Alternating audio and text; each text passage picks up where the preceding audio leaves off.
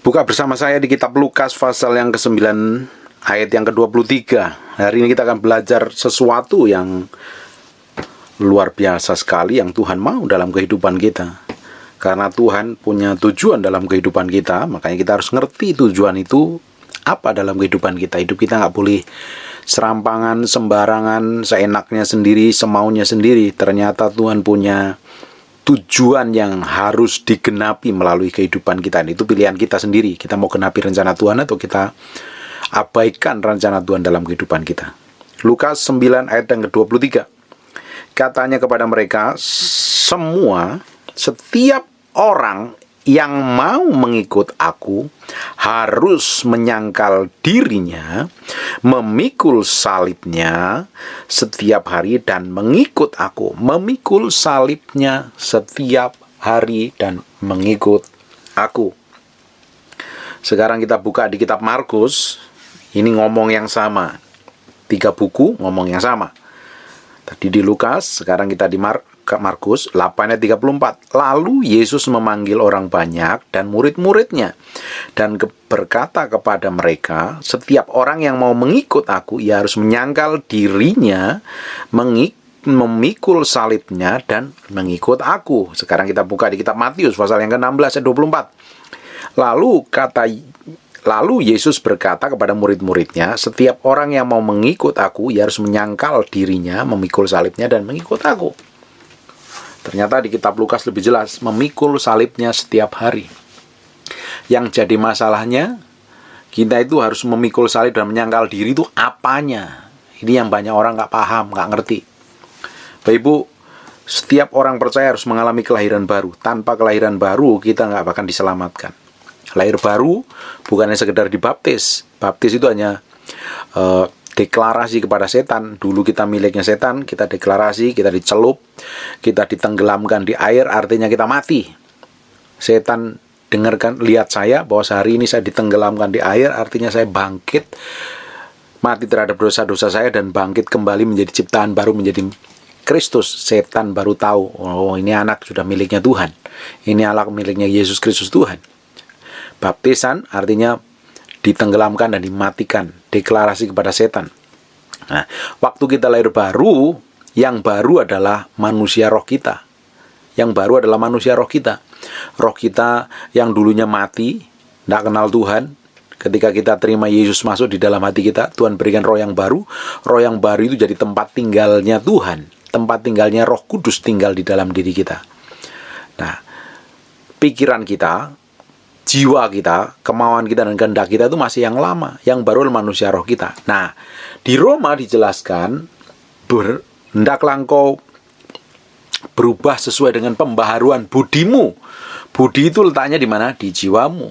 Apa yang kamu pikir, apa yang kamu rasa, apa yang kamu mau. Ini belum diperbarui. Ini diperbarui waktu kita mulai dengar firman, belajar firman Tuhan. Karena di dalam jiwa kita ada keinginan, ada kemauan, ada kehendak. Nah, ini yang perlu disalibkan. Semua keinginan kita itu seringkali bertentangan dengan kebenaran firman Tuhan. Tidak sesuai dengan ketetapan Tuhan. Kemauan kita tidak sesuai dengan apa yang Tuhan mau. Tidak cocok dengan maunya Tuhan. Dan itu yang harus disalibkan. Letaknya di jiwamu itu. Pikiranmu yang ngawur, susah mengampuni, kemauanmu yang ingin balas dendam, hidup dalam dosa, hidup dalam kenajisan, pingin merasa benar sendiri, merasa hebat sendiri, merasa pingin jadi Tuhan buat orang lain, bisa nilai orang lain seenak perutnya sendiri, mencap sesat, mencap, oh ini masuk neraka, ini nggak masuk neraka. Siapa memang kamu bisa mencap seseorang seperti itu? Bahkan sesama orang Kristen saling menghakimi, saling menilai, seenak perutmu. Beberapa bulan yang lalu kurang lebih send messenger sama saya, katanya mau nguji saya. Nah, saya ini, dia bukan dosen saya, mau nguji saya. Dia bukan Tuhan saya, dia mau nguji saya. Memangnya siapa? Bukannya saya nggak mau diuji, tapi harus tahu kita ini siapa di hadapan Tuhan. Kita ini bukan siapa-siapa. Kita yang perlu belajar terus, diizinkan Tuhan, biar Tuhan proses kita, Tuhan uji kita. Yang uji kita itu Tuhan, bukan orang lain. Kalau orang lain nguji itu namanya mencobai, merasa pingin hebat, merasa benar, pingin coba menghakimi. Ini benar apa enggak? Ini sesuai dengan Tuhan enggak? Memang siapa? Bagian kita ini bukan menghakimi orang lain. Menghakimi orang lain itu haknya Tuhan. Bagian kita itu melakukan firman Tuhan. Firman bukan hanya sebagai knowledge, pengetahuan yang di kepala saja, tapi firman itu harus tembus sampai ke kedalaman hati kita. Harus kita lakukan. Banyak orang ngerti firman hanya di kepalanya aja, makanya dia sombong. Merasa doktrinnya paling benar, merasa karena dia punya sekolah tinggi, punya gelar terhormat, dia bisa ngomong dan merasa benar terus. Belum tentu. Orang yang punya pengetahuan tinggi itu bagus, punya gelar itu bagus, sangat membantu buat pelayanan. Tapi kalau hanya sekedar gelar, hanya isinya di kepala doang, tanpa di dalam hati, firmannya di dalam hati, orangnya nggak akan berubah. Yang Tuhan mau itu firman yang kita pelajarin, itu kita hidupin, sehingga kita mengerti semua perbuatan daging. Nah, buka di Galatia nih, semua perbuatan daging itu udah tahu lah, percabulan, hawa nafsu, iri dengki, segala macam. Di Galatia pasal Bapak Ibu buka semua itu di perbuatan daging, keinginan daging. Saya pernah bahas ini kalau nggak salah, Bapak Ibu cari sendiri di YouTube. Itu yang harus kita sangkali. Di sisi lain, kita ini punya banyak kelemahan-kelemahan dalam kehidupan. Setiap orang berbeda-beda, punya masa lalu yang berbeda-beda. Nah, masa lalumu itu yang tidak di dalam Tuhan, yang tidak berkenan di hadapan Tuhan, waktu kita hidup memilih percaya Yesus dan mengalami kelahiran baru, masa lalumu itu yang perlu dipulihkan. Berapa banyak orang hidupnya dipengaruhi masa lalunya. Kalau masa lalunya tidak dipulihkan, ke depannya hidupnya akan dipengaruhi masa lalu itu. Makanya ada orang yang ketus, curigaan, negatif pikirannya, susah mengampuni, susah melupakan hal-hal buruk. Kenapa? Karena ada masa lalu, dulu pernah dikecewakan, dihianatin, dan susah mengampunin, disakitin, dikasarin, macam-macam. Itu harus dipulihkan dahulu. Makanya ada orang yang tidak dipulihkan, akhirnya masa depannya ya babak belur, kehidupannya kacau, berantakan, seenak sendiri, dan tidak mau ngikutin apa yang Tuhan mau. Bagian kita itu harus ngizinkan Tuhan membentuk dan memproses kita. Izinkan Tuhan, Roh Kudus itu benar-benar masuk ke kedalaman hati kita, menyelidikin sampai ke kedalaman batin kita. Coba dicek masing-masing.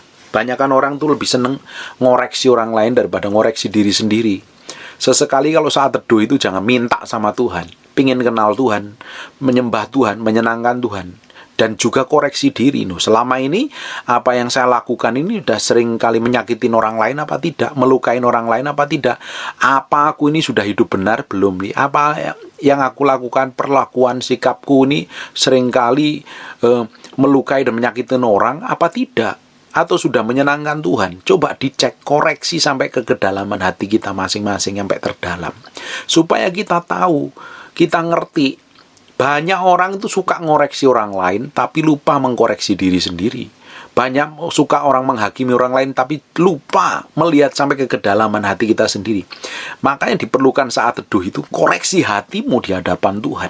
Sebelum masuk ke dalam hadirat Tuhan, dikoreksi dulu nih ya. Sepanjang hari ini sudah berapa orang yang saya sakitin, berapa orang yang saya lukai. Coba cek. Berapa banyak orang tersinggung karena sikapku yang arogan, belagu, sombong, dan lain sebagainya. Coba cek nih, jangan merasa benar, jangan merasa kudus, jangan merasa suci. Nah, kita waktu menghadap Tuhan, waktu koreksi diri, ini memperbarui. Izinkan Roh Kudus, ujilah aku Tuhan, nah, selidikin batinku. Izinkan Roh Kudus menyelidikin batin kita sampai ke kedalaman. Semua hal yang buruk, pelakuan buruk, karakter, perangai itu yang perlu disalibkan setiap hari. Itu letaknya di jiwa, itu perlu disalibkan tiap hari. Bayi punya kelemahan apa? Ada orang yang kelemahan tuh sukanya berzina. Itu yang perlu disalibkan. Ada sukanya bohong. Harus disalibkan. Semua kelemahan-kelemahan tubuh itu tidak bisa ditengking. Semua karakter buruk itu tidak bisa ditengking. Perlu disalibkan. Ditengking dalam nama Yesus tidak akan bisa berubah. Yang perlu berubah adalah hidup kita. Perlu sangkalin diri, pikul salib kita setiap hari, kita sangkalin, kita salibkan semua keinginan daging, kita taklukkan, kita tundukkan pada pusat kehendak Tuhan. Tapi berapa orang banyak punya karakter buruk, kelakuan buruk, pingin ditengking, tidak akan bisa keluar. Kenapa? Kamu harus ambil komitmen menyalipkan semua keinginan dagingmu, hawa nafsumu, egomu, amarahmu, kepahitanmu itu perlu disalipkan, ditanggalkan. Banyak orang kepahitan pengen dilepaskan, ditumpangi tangan. Tidak akan kepahitannya beres sampai engkau sendiri ambil keputusan. Ingat-ingat orang yang sudah melukai dan kau lepaskan pengampunan. Dan kelar, selesai. Tapi banyak orang kepahitan sampai dirasuk setan, sampai sakit, sampai kena penyakit, sampai nggak bisa tidur, nggak bisa makan. Pingin tumpangi tangan pendeta dan cepat berubah. Tidak bisa, engkau sendiri yang ambil keputusan untuk melepaskan pengampunan, melupakan masa lalu. Semua kelemahan-kelemahan itu akan menyeret kita dalam dosa. Semua kelemahan kita. Kelemahan masa lalu ini harus disalibkan setiap hari. Disangkalin. Makanya Alkitab di dalam terjemahan James Strong Concordance itu lebih bagus lagi. Deny, katanya. Atau dalam bahasa aslinya artinya abstain. Kita itu harus mengkosongkan diri kita. Kehendak kita itu harus kita kosongkan supaya diisi kehendak Tuhan sepenuhnya. Tapi kalau kita ini jadi orang Kristen, kehendak kita yang jalan, seringkali bukan kehendak Tuhan, daging yang kita. Bahkan even pelayanan pun kalau bukan kehendak Tuhan, serial yang mengontrol dan mengendalikan kita itu pengen dihormatin, kita pelayanan pengen dihormatin orang, pengen terkenal, pengen diakuin orang. Oh iya loh, dia diurapin ya. Oh dia loh, hidupnya dipakai Tuhan loh. Oh iya dia loh, pinter khotbahnya, bagus ngomongnya. Oh dia pinter, jago berdebat dan sebagainya. Tujuannya untuk dapat penghormatan diri sendiri. Kalau hati kita ini tidak murni, kita akan fokus pada diri sendiri loh. Melakukan segala sesuatu hanya fokusnya untuk diri sendiri supaya dilihat orang, supaya dipuji orang, supaya dapat pengakuan orang, supaya diagung-agungkan orang. Itu sebenarnya yang perlu disalibkan setiap hari.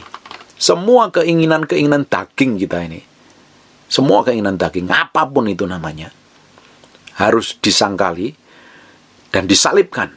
Kita harus menyangkal diri kita, semua keinginan kita. Kita izinkan kehendak Tuhan yang ngontrol dan mengendalikan sepenuhnya. Simple sebenarnya, tapi berat melakukannya.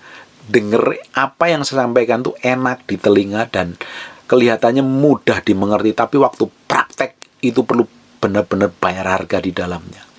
Seseorang yang bayar harga di dalam Tuhan, seorang yang benar-benar bayar harga di hadapan Tuhan, melakukan kehendak Tuhan sepenuhnya sampai dipikul salib, sangkal diri, benar bayar harga. Ada ujungnya Tuhan akan mempermuliakan, Tuhan akan promosi, Tuhan akan tinggikan, dan dampaknya, efek dari dampak hidup kita yang benar-benar disertain Tuhan itu apa? Orang itu banyak diubahkan melalui kehidupan kita.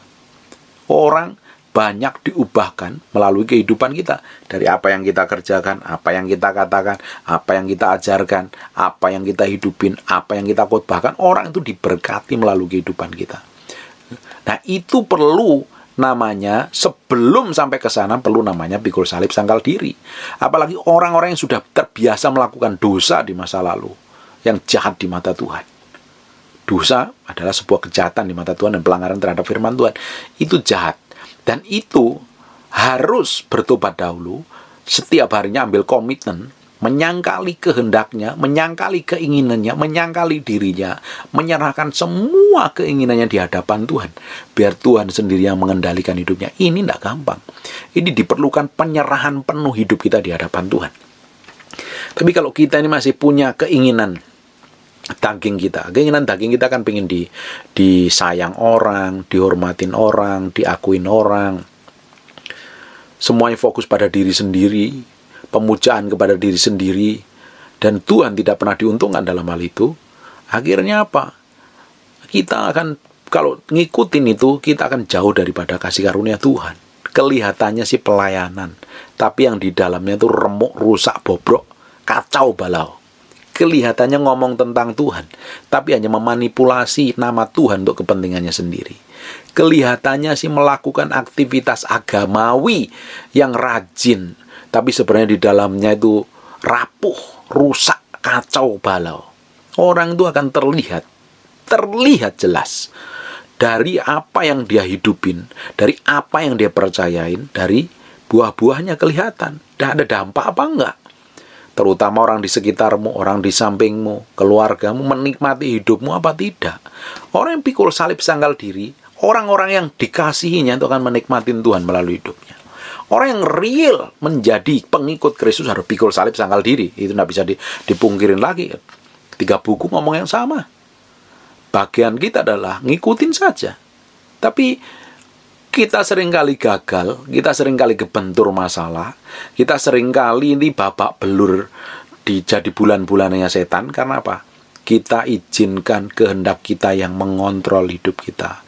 Kita izinkan kemauan kita yang menguasai masa depan kita. Kita izinkan pikiran kita begitu menguasai seluruh kehidupan kita. Padahal pikiran, kemauan, dan kehendak kita seringkali bertentangan kepada firman Tuhan. Makanya perlu belajar firman, makanya perlu dengerin firman, makanya perlu dengerin pendeta-pendeta yang murni hati untuk ngajar, supaya ngerti kebenaran, semakin dekat dengan Tuhan, semakin cinta Tuhan, supaya pikiran, kemauan, kehendak kita itu diperbaharui hari demi hari terus. Semakin kita belajar ngerti firman, kita semakin dimerdekakan. Semakin ada keinginan daging, kita bisa menguasai dan mengendalikannya. Kita mulai sangkalin semua keinginan dan kemauan kita, dan kita serahkan sepenuhnya kepada kehendak Tuhan. Tuhan mau model yang Kristen yang seperti ini. Bukan maunya sendiri, enaknya sendiri, egonya sendiri. Bapak Ibu, daging ini suka yang enak loh. Daging ini tidak suka pikul salib, sangkal diri. Semua keinginan daging itu maunya nyantai. Ketika disakitin pingin balas. Kalau perlu pakai nama Tuhan, doain, kirim petir, nyambar kepalanya biar gundul. Berapa banyak orang pingin seperti itu. Ketika disakitin orang lain, dia pingin balas. Kalau bisa berdoa lah, minta Tuhan. Kan namanya kurang ajar. Berapa banyak orang pingin seperti itu. Padahal kita ngomong, kasihlah musuhmu, doain, berkati mereka. Kan tidak gampang. Nah, itu kan perlu pikul salib, sangkal diri. Apalagi seorang pemarah, pendendam. Itu kalau orang lain. Bagaimana kalau suamimu suruh mengampuni? Dia selingkuh, dia udah menyakitin kok, dia udah melukain, suruh ngampuni, enak aja. Mendingan gue bisa suruh hidup bareng sama dia. Najis deh. Berapa banyak orang berpikiran seperti itu. Susah sekali melepaskan pengampunan. Nggak gampang, bukannya nggak enak. Berapa banyak orang ketika disuruh jadi orang yang murah hati, berat sekali. Ngapain? Saya meski memberi, orang kebutuhan saya juga banyak kok. Berapa banyak orang yang ego sekali mikirin kepentingannya sendiri dibanding kebutuhan orang lain. Ada hal-hal yang pusatnya pada diri sendiri. Kalau hidup kita pusatnya pada diri sendiri, kita akan dibawa menjadi orang yang keras kepala, susah diatur, susah diajar, susah dinasihatin karena merasa benarnya sendiri. Dan dampak buruknya itu akan mempengaruhi dan melukai banyak orang di sekitar kita. Kalau kita nggak pikul salib, sangkal diri, matikan semua keinginan daging kita, ego kita, hawa nafsu kita, keinginan luka lama yang begitu mempengaruhi dan belum dipulihkan, akhirnya mempengaruhi masa depan kita. Bapak Ibu, kalau kita memiliki karakter buruk dan jelek, Bapak Ibu suka menghakimi aja. Ketika Bapak Ibu senangnya menghakimi, mencap orang ini salah, ini sesat, ini nggak bener nih, ini yang nggak ini. Kalau Bapak Ibu lakukan seperti itu, berapa banyak orang yang dipengaruhi dengan pengaruh burukmu yang dilukai. Dulu saya seperti itu, saya pernah ngalami di masa-masa seperti itu. Akhirnya saya mesti belajar berubah di hadapan Tuhan. Kalau saya tiap hari kejar Tuhan, cari Tuhan, ya pasti Tuhan mau saya ini berubah. Makanya diizinkan segala sesuatu terjadi dalam hidup kita supaya kita itu dimurnikan hati kita di hadapan Tuhan. Pemurnian hati di hadapan Tuhan. Bapak Ibu kan dengerin, hampir semua isi khotbah saya itu kan sama, nggak jauh beda. Pikul salib, sangkal diri, dekat sama Tuhan, intim sama Tuhan, nggak ada yang lain. Karena ini dasarnya. Kalau kita menang di sini, kita menang di area, kita menang terhadap diri sendiri, kita menang terhadap keinginan dan hawa nafsu kita sendiri. Bapak Ibu masuk dalam dimensi kedalaman dengan Tuhan itu mudah. Bapak Ibu dipakai Tuhan itu mudah sekali. Bapak Ibu dipercayakan berkat anugerah kemuliaan itu mudah sekali. Tidak hanya itu, Bapak Ibu bisa jadi orang yang didapatin berkenan di hadapan Tuhan. Itu yang utama. Bapak Ibu bisa melakukan semua kehendak Tuhan dengan ketepatan ilahi. Itu yang kita inginkan. Makanya dasarnya pikul salib, sangkal diri. Bapak Ibu, ketika jadi orang Kristen itu bukan sekedar minggu ke gereja, melakukan aktivitas agama. Kalau orang lain ibadahnya hari lain, jam lain, kita ini sebagai orang Kristen ya kalau nggak hari Minggu ya mesti hari Sabtu. hari Sabat katanya. Kalau nggak ya hari Minggu, kalau nggak ke gereja tertuduh. Kalau sekedar kehidupan kekristenan kita itu seperti itu, kita nggak akan memiliki kehidupan. Berapa banyak orang hanya sekedar menjalankan rutinitas agamanya tanpa kenal Tuhan, hidupnya kacau dan berantakan, tidak jadi berkat. Tuhan tuh lebih pingin hati kita yang dulu diubah, bukan aktivitas kita yang berubah. Ketika hati kita berubah, hati kita ini berubah total seperti yang Tuhan mau. Untuk hati kita berubah total seperti yang Tuhan mau, harus setiap hari izinkan pikul salib sangkal diri. Bapak Ibu dengerin baik-baik nih. Tuhan akan kirim orang-orang di sekitarmu, bisa suamimu, anakmu, mertuamu, mantumu, dan siapapun juga di sekitarmu. Dipakai Tuhan, engkau harus belajar pikul salib sangkal diri. Dan itu tidak gampang sekali. Itu perlu kasih karunia. Waktu ngalami yang hak enak dengan orang-orang di sekitarmu, saatnya benar-benar belajar mengandalkan Tuhan dan ngomong sama Tuhan. Butuh kasih karunia Tuhan untuk hidup dalam kasih-Mu, kemurahan-Mu, dan anugerah-Mu, dan didapati menjadi orang yang berkenan di hadapan Tuhan. Tuhan akan pakai siapapun untuk memurnikan hati kita. Sebagai proses pikul salib sangkal diri. Apapun itu Bapak Ibu. Tapi punya kelemahan-kelemahan masa lalu pun harus kita sangkalin. Nggak usah diikutin.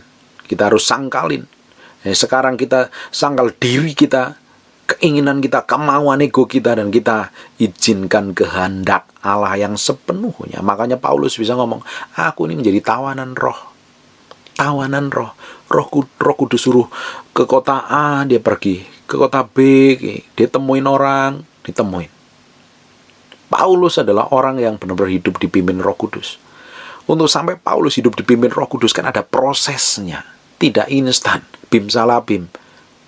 Banyak orang pingin dipimpin Roh Kudus, dengar kata pendeta, ditumpangin nabi, dapat nubuatan segala. Tidak akan engkau dipimpin Roh Kudus sampai engkau benar-benar pikul salib sangkal diri, step by step berjalan seperti yang Tuhan mau.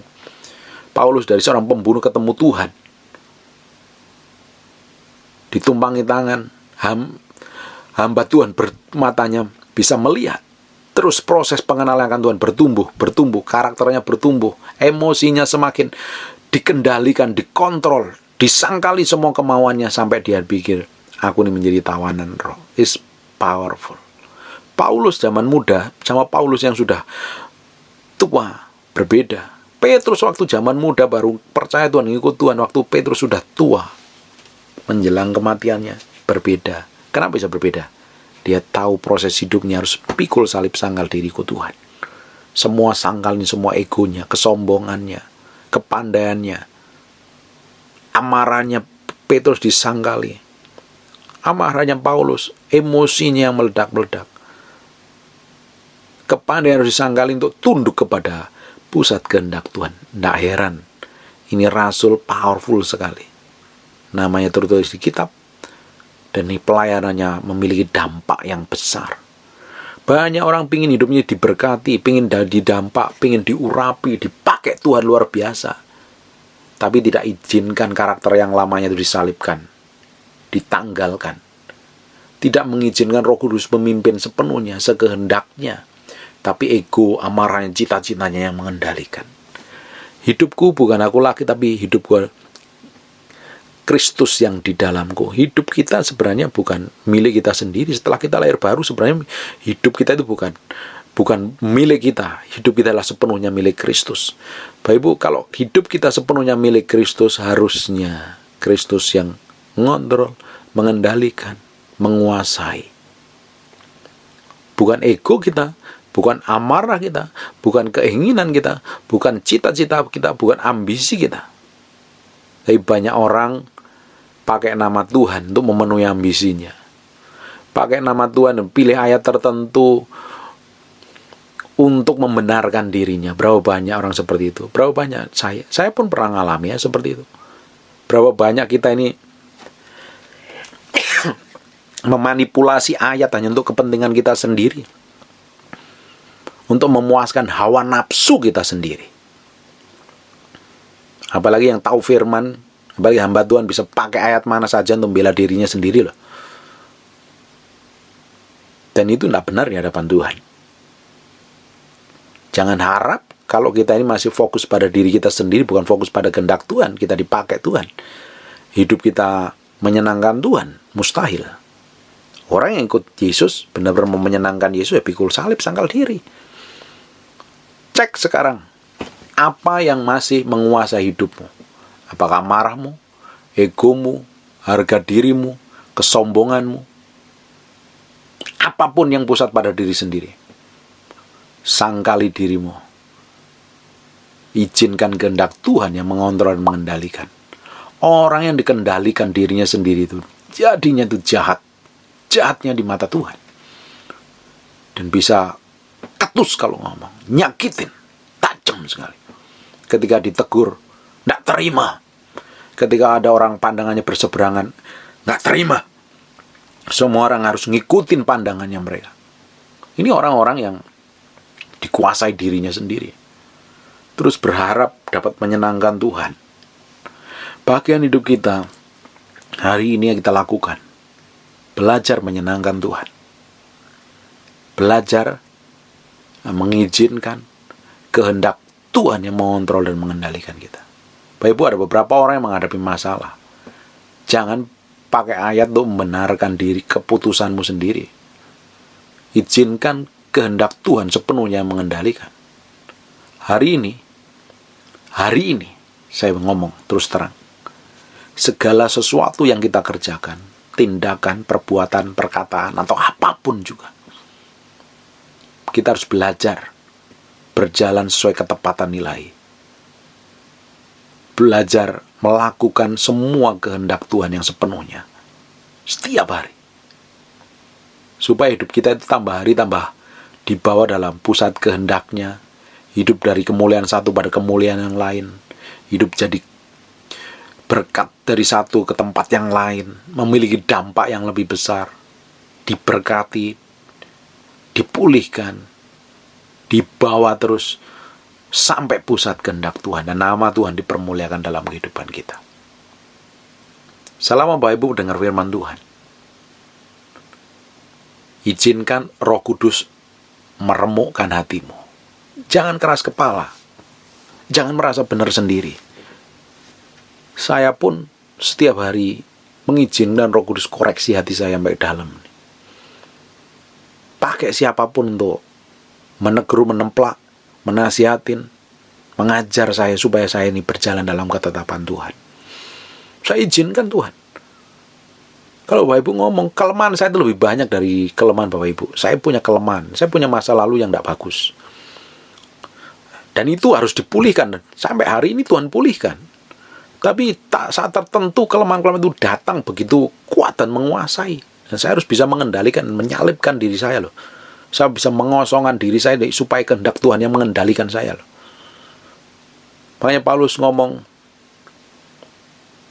kiranya engkau usir ini seorang utusan iblis seperti duri dalam daging dalam hidupku, yang menggocok aku setiap saat. Tapi Tuhan ngomong, kasih karunia aku cukup. Supaya kita belajar mengandalkan Tuhan. Kadang diizinkan hal itu terjadi supaya kita tuh belajar benar-benar berserah di hadapan Tuhan dan butuh Tuhan. Orang hanya sekedar ngomong bisa butuh Tuhan, tapi manifestasi dari perbuatannya tidak mencerminkan apa yang Tuhan mau.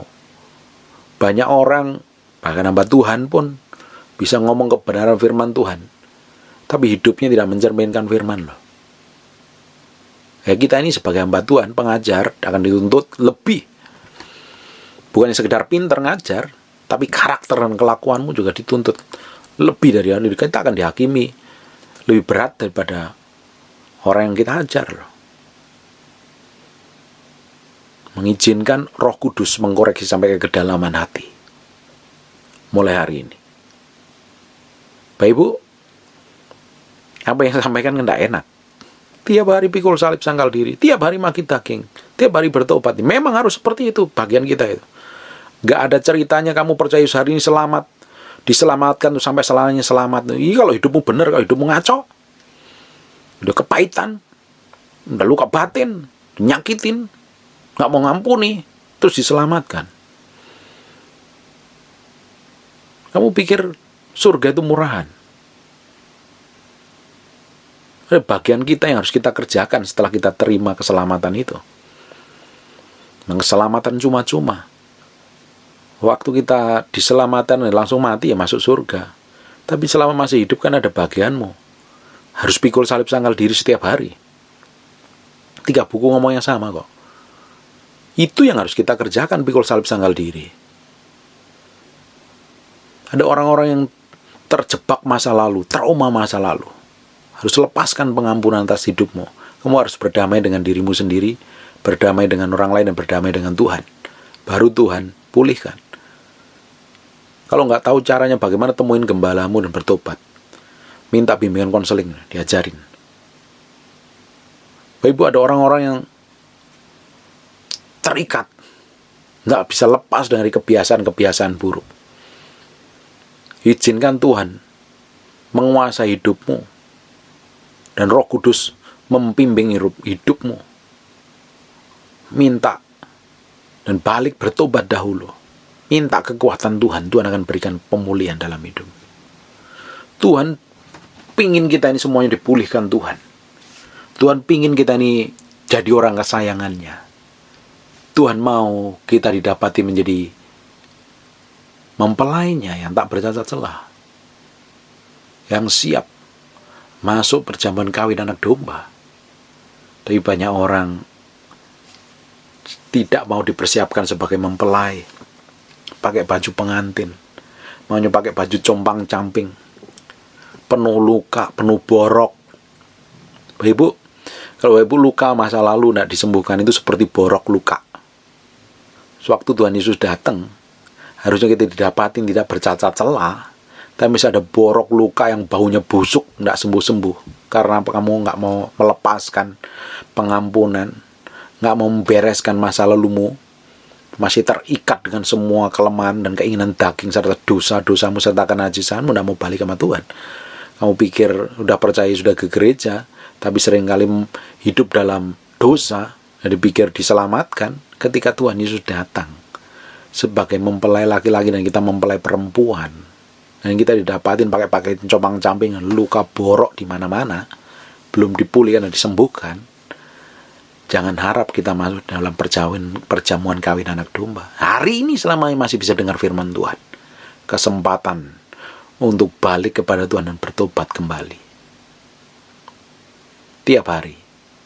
Setiap hari saya berdoa, minta koreksi Tuhan, ampuni semua dosa kelemahan saya, pelanggaran saya, hal yang najis, yang kotor yang ada dalam benak dan pikiran saya. Makanya seseorang yang mau melakukan komitmen hubungan intim dengan Tuhan itu, tidak mungkin dia mau hidup dalam dosa. Karena sebelum berdoa, sebelum saat teduh, dia harus koreksi hatinya benar nggak di hadapan Tuhan. Jangan sampai masih melakukan kenajisan dosa, berdoa, doamu itu seperti bau kenajisan di hadapan Tuhan. Makanya perlu bertobat dahulu, minta darah Yesus menguduskan, akuin semua dosa dan pelanggaran kita setiap hari di hadapan Tuhan, sebelum kita masuk dalam hadirat Tuhan. Pada titik tertentu, kalau kita ini benar-benar hidup dalam hadirat Tuhan setiap saat, engkau tidak akan ingin melakukan dosa lagi loh. Bahkan engkau nggak tertarik dengan semua dosa, keinginan hawa nafsu. Tadi malam saya dari Pantai Indah Kapuk, saya lihat sama istri, saya lihat mobil rame, udah malam rame mobilnya. Ternyata banyak bar dan kafe buka malam-malam, tempatnya gelap.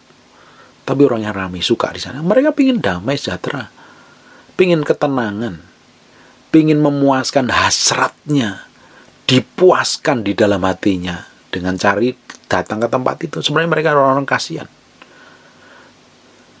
Sebenarnya semua keinginan dan apapun itu namanya di dalam diri kita tidak akan bisa dipuaskan kecuali hanya Yesus yang sanggup memuaskan. Tidak bisa didapati di tempat lain. Yesus, makanya semua orang harus mengalami perjumpaan pribadi dengan Tuhan. Semua orang harus mengalami pengalaman pribadi dengan Tuhan. Bukan kata pendeta, bukan kata hamba Tuhan, tapi masing-masing orang harus memiliki kedalaman, keintiman dengan Tuhan. Itu yang akan membuat hidupmu berubah, karaktermu berubah, kelakuanmu berubah, cara ngomongmu berubah, sikapmu berubah seperti yang Tuhan mau. Tuhan mau kita berjalan dalam ketetapannya setiap hari, sampai rencana Tuhan real manifestasi dalam kehidupan kita,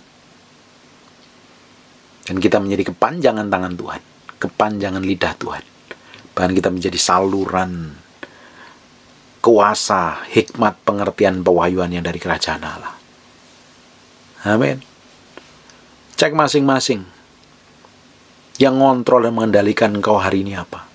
Bisa seseorang itu dikendalikan dengan kesombongan yang luar biasa, keangkuhannya, merasa hebat, kekayaannya, kepandaiannya, apapun itu, kecantikan dan kegantengannya bisa buat dia tuh ngotor, dikendalikan begitu rupa.